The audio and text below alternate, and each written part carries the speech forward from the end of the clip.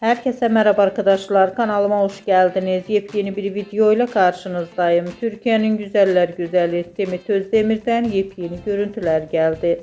Ben de bu rengarenk görüntüleri sizler için YouTube kanalımda video halinde sunuyorum arkadaşlar. Umarım beğenirsiniz. Videomu beğendiyseniz kanalımı izlemeyi ve bildirim butonuna basmayı unutmayın. Şimdilik benden bu kadar olsun. Yeni videomuzda görüşmek üzere. Hoşça kalın, sağlıklı kalın. Umarım videomu sona kadar izleyeceksiniz ve beğeneceksiniz. İyi seyirler.